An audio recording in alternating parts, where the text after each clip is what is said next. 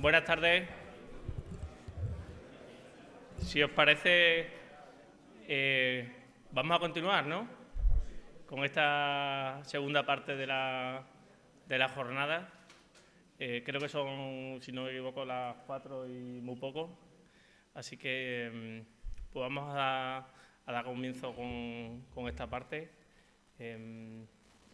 Y pido que suba esta parte, es tramitación de las instalaciones de autoconsumo con las empresas de distribuidoras, acceso, conexión y prescripciones técnicas.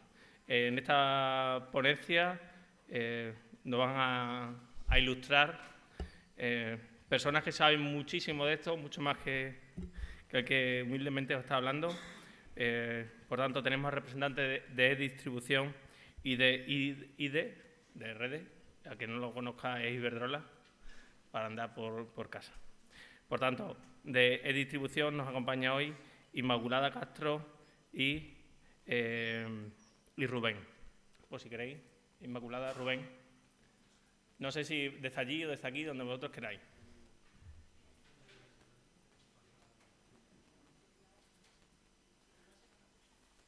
Sí, pero por aquí sí. Sí, podéis subir. Sí, desde aquí.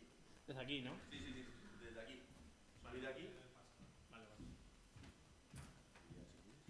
La presentación la tengo. Bueno. ¿Ahí? Este es el mandito, ¿no? Este es el mandito que yo paso. Hola, buenos días, buenas tardes. Yo soy Inmaculada Castro de Distribución, ¿vale? Y en esta primera parte vamos a explicar un poco la que es la tramitación administrativa de las instalaciones de autoconsumo.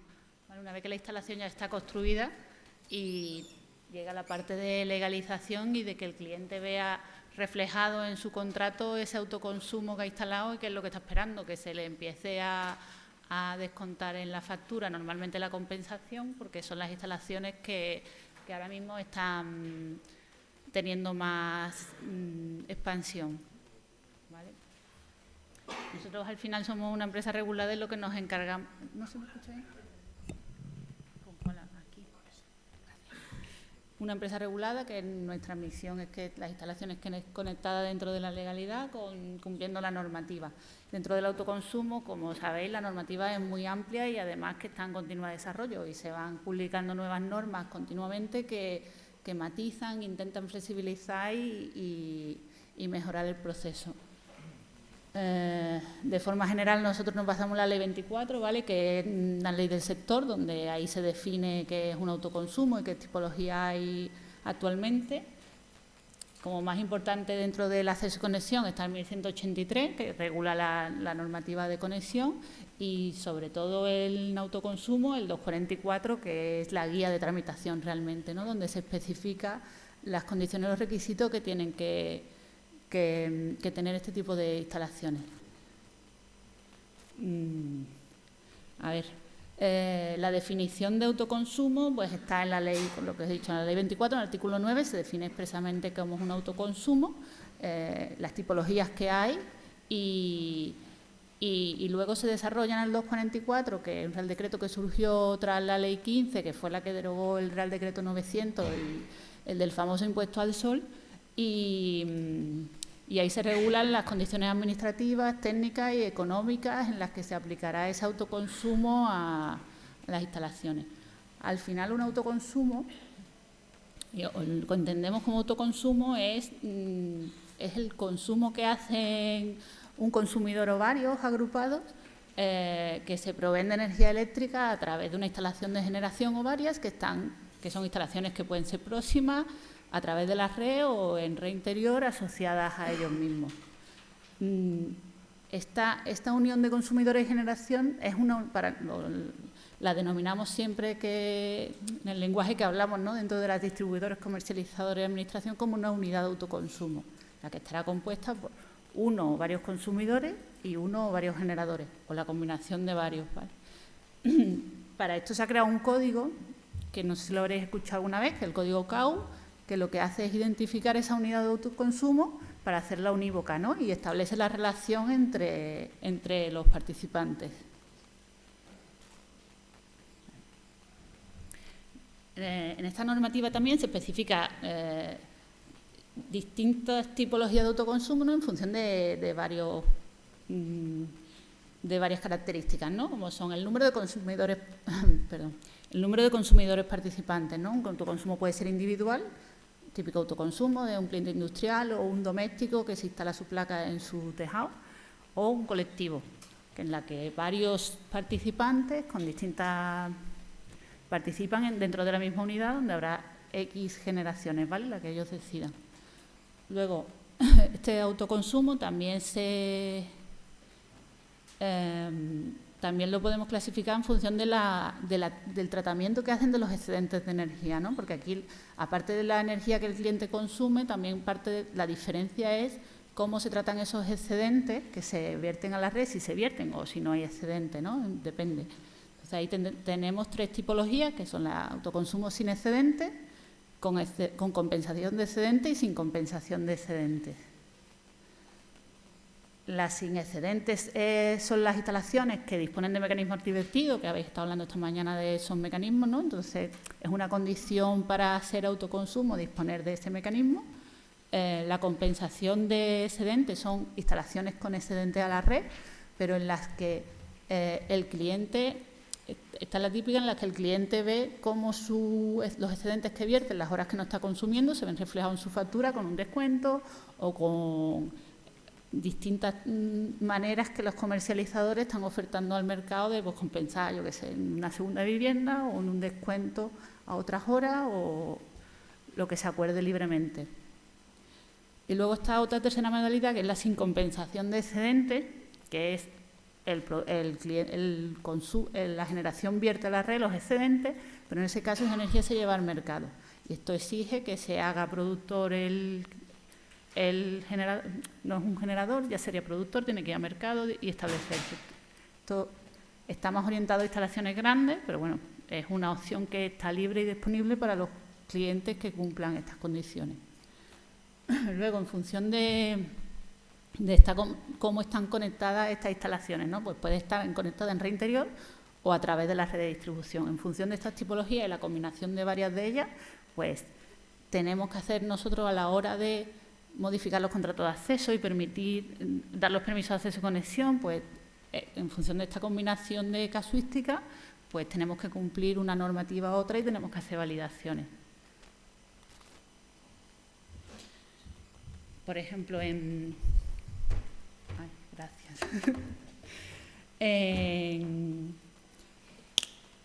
función de la potencia del tipo de autoconsumo, uno de los primeros trámites que hay que hacer es la solicitud de acceso. Entonces, los autoconsumos sin excedente y con instalación antivertido están exentas de este tipo de esta tramitación. No es necesariamente, bueno, no tienen que hacerlo, no es necesario. Y de la misma manera, los autoconsumos de menos de 15 kilovatios en zona urbanizada también estarían exentos de hacer los trámites de acceso y conexión con nosotros. Los únicos los que tendrían que hacerlo son las instalaciones de más de 15 kilovatios o que se encuentren en zona no urbanizada. En ese caso sí que tendrían que hacer los trámites de acceso y conexión y serían los mismos trámites que exigimos a cualquier generador.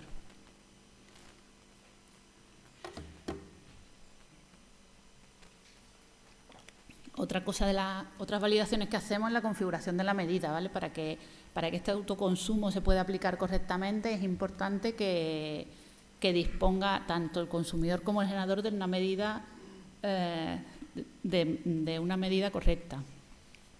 Para esto, en algunas situaciones es necesario, y así lo identifica el Real Decreto 244, ¿vale? Y las modificaciones que se hicieron en el 1110, de la necesidad de un segundo contador. Estas instalaciones son, por ejemplo, en el autoconsumo colectivo, pues es requisito obligatorio tener un contador de generación neta para que se le pueda aplicar la medida a los participantes. Cuando la tecnología no es renovable, cogeneración o residuos, pues también es necesario un equipo de medida para instalaciones de más de 12 megavatios y una serie de condiciones en las que es requisito y hay que solicitar al distribuidor la instalación de ese equipo de generación, ¿vale? Independientemente de que haya contrato o no de servicios auxiliares, que veremos un poco más para adelante. en las instalaciones de generación, porque no siempre es necesario, ¿vale? No siempre es necesaria la contratación de servicios auxiliares, bien porque sean despreciables o porque en algunas casuísticas, cuando el consumidor y el productor son la misma persona y se encuentran en el interior de la instalación de consumo, no es necesario hacer contrato de servicios auxiliares y un ahorro que puede tener el cliente. Es potestativo del cliente, es decir, si el cliente quiere hacerlo, podría hacerlo, ¿vale? Bueno, esto ya lo he dicho, ¿no? Luego, como particularidad están las configuraciones de medida en las instalaciones colectivas o próximas a la red, ¿vale? En instalaciones colectivas, aunque sea entre interior de todos los participantes, es necesario la instalación de un equipo de generación, ¿vale? Donde necesitamos medir la generación para poder hacer el reparto luego entre todos los participantes, ¿vale? Y en instalaciones próximas a la red, donde la instalación de generación no está en red interior de ningún consumidor, ya sean uno o varios, también es necesaria la instalación de un equipo de generación. Aquí existe la limitación en instalaciones próximas o colectivas próximas a través de la red de la distancia, ¿vale? Ahora mismo la distancia está en 2.000 metros para instalaciones fotovoltaicas sobre cubierta y en 500 para el resto. Esto es una modificación reciente que se ha ido ampliando de 500 a 1.000 y recientemente a 2.000 metros. La tramitación. Aquí voy a explicar un poco de forma general, ¿vale?, los pasos que habría que seguir, aunque sí que es cierto, como hemos visto antes, que las sin excedente o las instalaciones de menos de 15 en suelo urbano, por ejemplo, esta primera fase de solicitud de permiso de acceso y conexión están exentas y no tienen que hacerlo, ¿vale? ¿Qué sería lo primero, no? Tendríamos una primera fase de admisión de la solicitud, donde se requiere toda la documentación necesaria, una segunda parte de evaluación en la que el distribuidor evalúa la capacidad de la red y ve la disponibilidad que hay para la potencia demandada. Si existe capacidad en la red, pues se emite una propuesta de condiciones técnico-económicas que, una vez aceptada, y finalizan con la concesión de los permisos de acceso y conexión. ¿Vale? Una vez que el cliente dispone de permiso de acceso y conexión, un paso indispensable que hay que hacer es el contrato técnico de acceso, ¿vale? Para eso es importante que los clientes se dirijan a nosotros. Aquí he puesto un buzón de correo electrónico donde atendemos estas peticiones, para lo que es necesario el permiso de acceso y conexión y el certificado de instalación, ¿vale? Normalmente diligenciado, porque debe estar las pruebas, se supone que hechas, pero sí que lo aceptamos por intentar agilizar los plazos sin diligencia, con la condición de que se presente posteriormente a la hora de la adaptación del contrato, ¿vale? Otro paso previo también que es necesario es la verificación de los esquemas de medida, ¿vale? Esto se hace, lo estamos haciendo, la inspección de las instalaciones en todos los autoconsumos colectivos y las instalaciones de más de 50 kilovatios, ya sea consumo o generación, ¿vale? Hacemos unas inspecciones previas. Esto, de la misma manera, es justo en el momento que la instalación esté finalizada. Es recomendable que se nos avise, también indicamos ahí el buzón donde nos pueden indicar para pedir estas inspecciones, con la intención de adelantar los trámites, ¿vale? Intentar agilizar, que cuando llegue el momento de que el cliente quiere conectar y activar su contrato de autoconsumo, ya tenga todos estos pasos pasados y, si se detectan deficiencias durante la inspección, tenga tiempo para corregirlas. Y el último paso, que es muy importante, es la adaptación del contrato ATR. Es decir, el cliente, cuando el contrato del eléctrico, tiene dos partes. Hay un contrato de acceso que se tramita entre el comercializador y el distribuidor, y un contrato de suministro donde el cliente pacta sus condiciones con su comercializadora. Esos contratos son distintos, pero están unidos, de manera que cuando el cliente ya tiene su instalación lista y está vertiendo, porque ya está finalizada, conectada, habéis hecho vuestro trabajo y queda perfecta, es importante que el cliente contacte con su comercializadora para que regularice, modifique su contrato, se le empiecen a aplicar las condiciones de autoconsumo y esa modificación lanza la modificación del contrato de acceso con el distribuidor, ¿vale? Y a partir de ese momento se le empiezan a aplicar las medidas con la compensación de excedentes, si las tuviera, o con la aplicación de los excedentes en su factura, para que pueda beneficiarse de ese autoconsumo en todas las horas. Bueno, esto no ha cargado bien. Faltan, no está completa. Le doy otra vez. Espera, voy otra. No.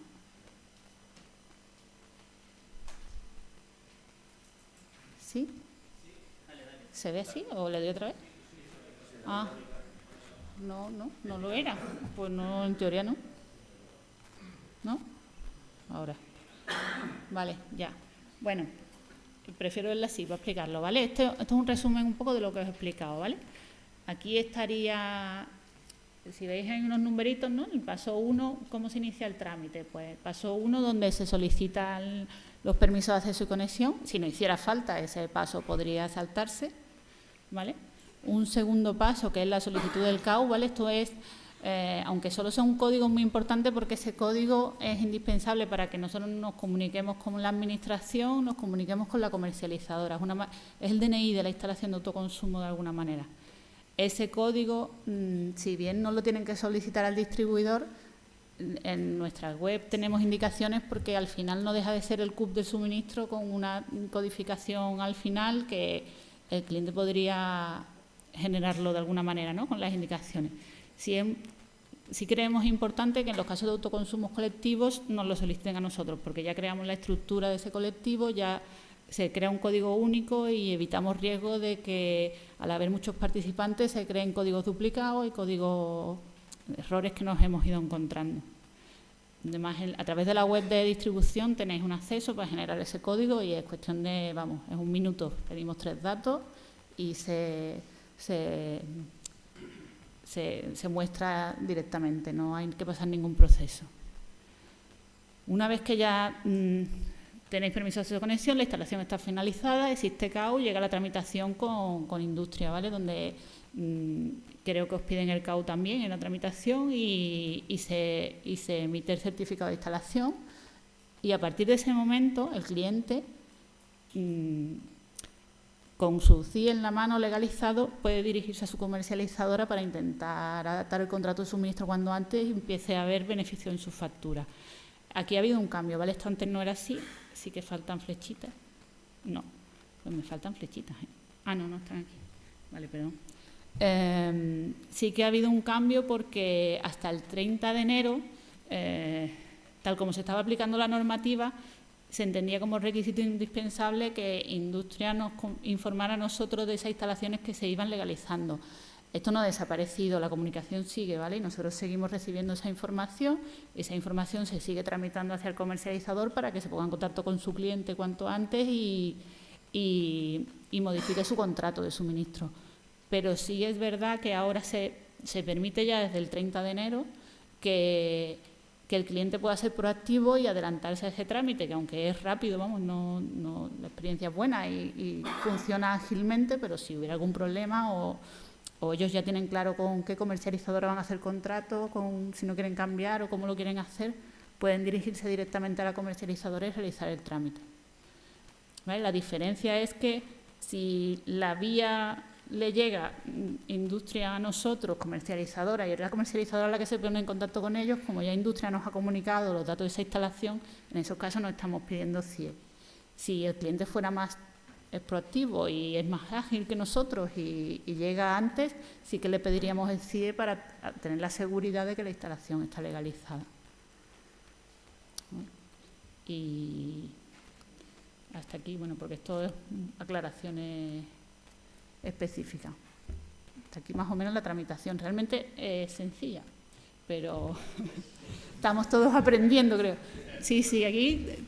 Esto decía una compañera de otra empresa eléctrica que estamos en la curva de aprendizaje.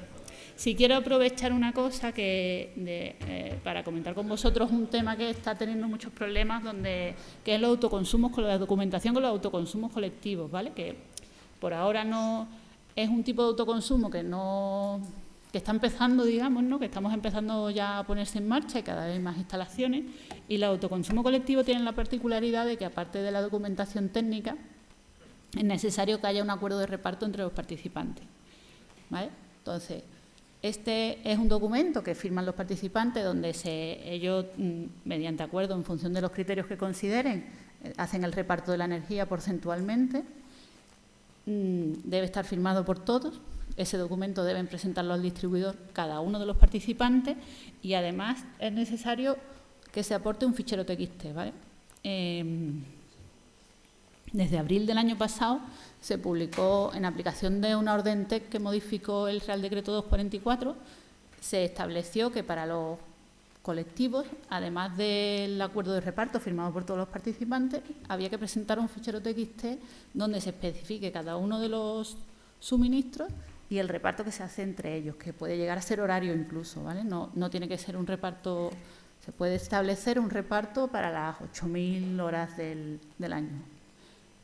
Este fichero es un fichero simple, un fichero de texto TXT con 2 datos, CUP, coeficiente de reparto, o 3 datos si fuera hora-hora, de CUP, hora y coeficiente de reparto, pero es un fichero que hay que mirar con cariño porque pensad que a lo que todos aspiramos es una tramitación automática para que sea lo más rápido y ágil para el cliente. Entonces, esos ficheros tienen que tener formato TXT, en la orden se especifica exactamente el número de campos, no debe haber espacio, el fichero tiene que tener un nombre específico y eso está generando mucho rechazo ahora mismo en el autoconsumo colectivo. Entiendo, no se especifica quién prepara ese fichero, pero en el feedback que tenemos, creemos que quien le está preparando esos ficheros son los instaladores. Cuando preparan las instalaciones, pues además les facilitan a los clientes ese fichero. Entonces, sí que es algo menor, porque no deja de ser un fichero plano, pero que es muy importante que esté bien formado, que los coeficientes sumen 1, una serie de condiciones que evite rechazos a la hora de adaptar los contratos. ¿Vale? Y yo, a esta tramitación, hasta aquí doy paso a mi compañero que hablará de normas técnicas.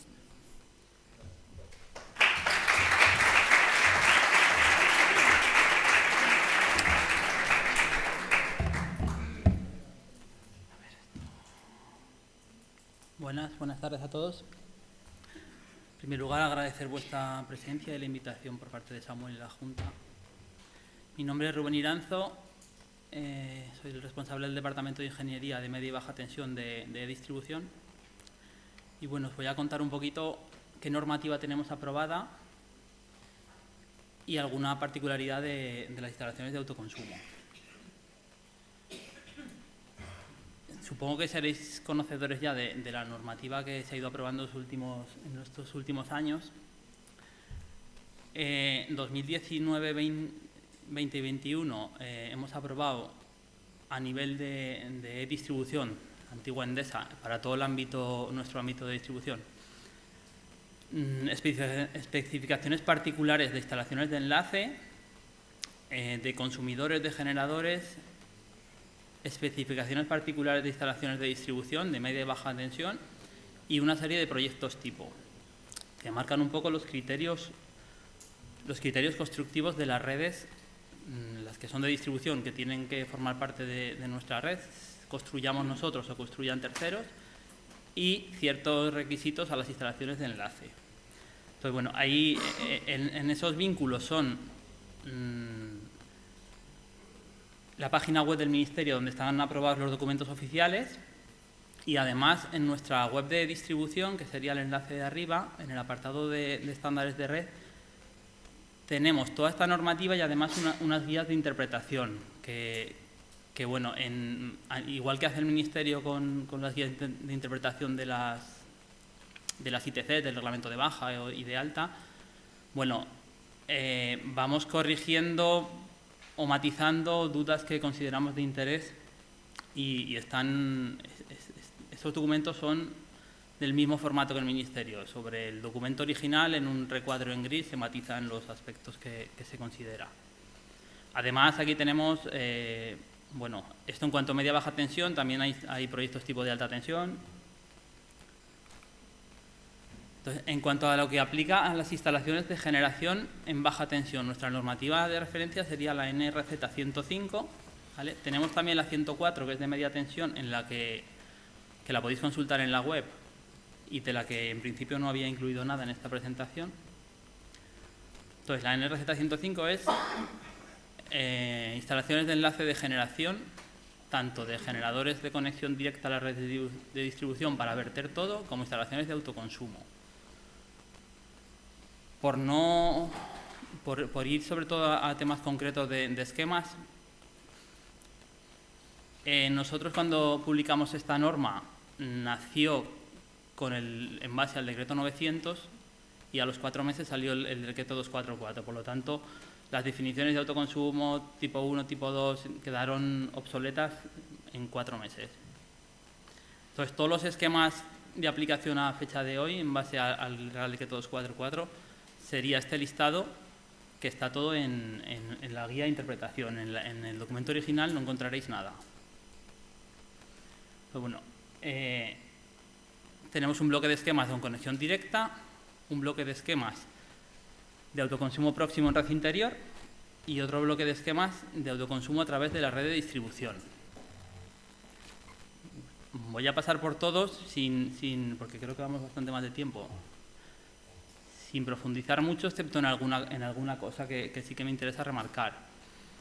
En cualquier instalación de generación es un requisito necesario instalar un interruptor general de maniobra, que sería el que ahí marcamos en azul. Este interruptor, que está definido en la normativa nuestra original, es un seccionador de corte en carga, no es un interruptor automático, es un seccionable y enclavable. Y es algo que consideramos necesario para realizar trabajos sin tensión, tal como establece el decreto 614 de riesgo eléctrico. Es la herramienta que tenemos para prevenir posibles realimentaciones, ¿no? Cualquier generación instalada es una fuente de tensión y cuando nosotros manipulamos un contador necesitamos aislar tanto de la fuente de tensión de la red como de la fuente de tensión que puede venir de la instalación interior. ¿Vale? Y luego, bueno, pasamos un poquito por el resto de esquemas. Tendríamos autoconsumo sin excedentes, donde la conexión está en el cuadro general de maniobra, ¿vale? Un autoconsumo individual, el equipo de medida bidireccional. Lo mismo con la conexión en una centralización. En estos dos casos sería con dispositivo antivertido, perdón. Pues, bueno, a nivel está dibujado ahí como un elemento, pero bueno, sabemos que los dispositivos antivertidos son muchos y no tiene, bueno, no tiene que ser un elemento mecánico como tal como tenemos ahí pintado, sino que se basa en electrónica y demás. Pero de alguna manera lo teníamos que representar. Instalaciones con excedentes que ya no tienen el dispositivo antivertido, pues bueno, el esquema de un suministro individual es similar al anterior, pero sin este dispositivo, y el de centralización también. A priori aquí solo no se requiere un segundo contador, sí que ahí se plantea la nota de que, lo que ha explicado mi compañera, si la casuística de que los servicios auxiliares no son despreciables o que la generación no es renovable, etc., hace falta ese equipo, pero bueno, es tal como establece la legislación, ¿no? Pero para la baja tensión masiva ni siquiera lo hemos representado.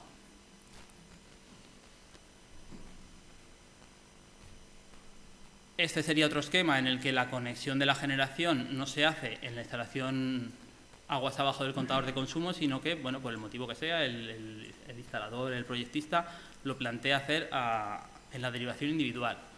Bueno, en este caso sí que se requiere este segundo contador, ¿vale? Porque si no, no estaríamos viendo la generación neta. Y el otro caso sería con una centralización de contadores. Sin comentarios. Autoconsumo colectivo sin excedentes, ¿vale? En autoconsumo colectivo sin excedentes se coloca el dispositivo antivertido, se plantea que todos los participantes del autoconsumo que estén conectados aguas abajo del dispositivo antivertido. hay una conexión ahí en la que la generación va en una centralización y otra conexión en la que va a la derivación individual, como posibles opciones. La casuística de esquemas de generación, como estaréis habituados a realizar, realmente no se puede pintar en 10 planos ni en 15 porque es muy elevada, ¿no? Entonces, bueno, no son excluyentes, estos planos no son excluyentes de otras propuestas que podéis hacer.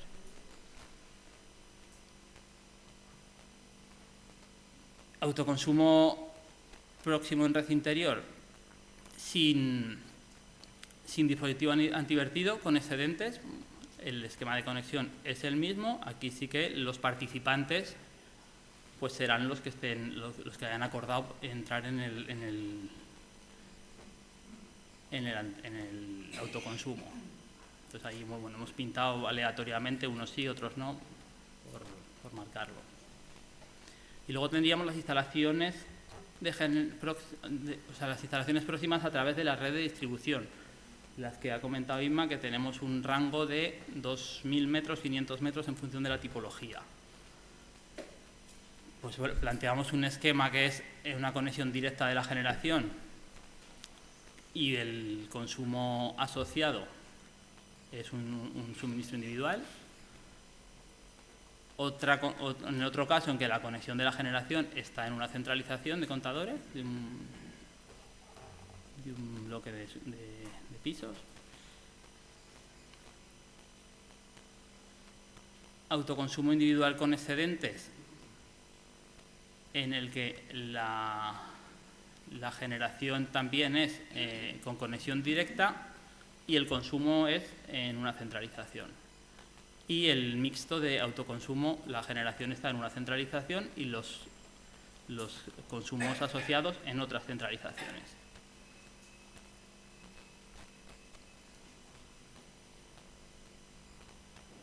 Y aquí queríamos un poco mostrar autoconsumo colectivo con excedentes, donde la generación es directa a la red de distribución y hay un autoconsumo asociado que tiene una conexión directa y otros autoconsumos asociados que están en conexiones con una centralización. Son ejemplos, o sea, hay infinidad de casuísticas y todas ellas tienen, con los requisitos del IGM, del contador que toque en función de los auxiliares y demás, todas ellas tienen cabida. Y para finalizar, este sería otro caso en el que la generación se conecta se conecta en el cuadro de mando de una instalación interior, ¿no? Y los consumos asociados, pues bueno, también en centralización y directo.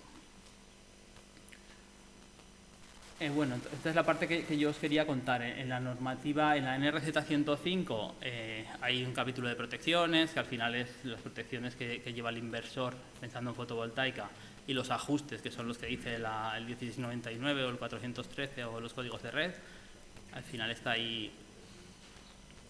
Y tenéis también, ya digo, para consultar la NRZ 104, que sería casos en los que los consumos están en la red de media tensión, consumo existente con conexión a media tensión y el autoconsumo se conecta en la red interior, ¿no? Entonces, bueno, ahí también los esquemas de conexión son los de la orden de las instrucciones técnicas complementarias del reglamento puntos de medida, que se publicó creo que en el 2019, pero bueno, con el formato nuestro, y también hay algún ejemplo desarrollado de cómo medir las magnitudes de tensión, disparando en caso de falta solo la generación que esté aguas abajo para no deslastrar el consumo. Pues ahí tenéis también otros esquemas de detalle. Se nos ha olvidado poner aquí un correo. Nosotros tenemos un correo del Departamento de Ingeniería para consultas, no para consultas de detalle del día a día, que siempre la tenéis que tramitar con el buzón de conexiones o con la persona, con la distribuidora de la zona, ¿no? con el área, sino para preguntas conceptuales de la norma, que es el buzón es ingeniería MTBT, lo modificaremos la presentación y en lo que os envíen, ingenieriamtbt@enel.com. Entonces, bueno, ahí recibimos diariamente consultas de concretas de interpretación.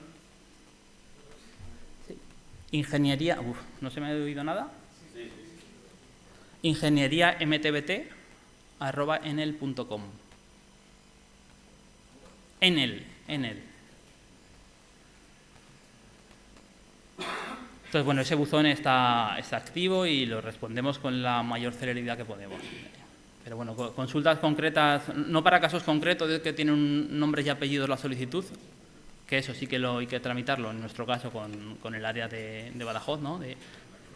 Pero sí aspectos concretos que también muchas veces vuestro feedback nos ayuda a detectar mejoras en la norma y hay cosas que aterrizan en la guía de interpretación. Y bueno, esta era la parte... Joder, ahora me escucho con eco, yo que no sé si se ha escuchado bien o mal. Sí. Bueno. Esta es la parte que queríamos comentar, ¿no? de nuestra normativa y los aspectos más relevantes. Pues perfecto, muchas gracias a Rubén y a Inmaculada.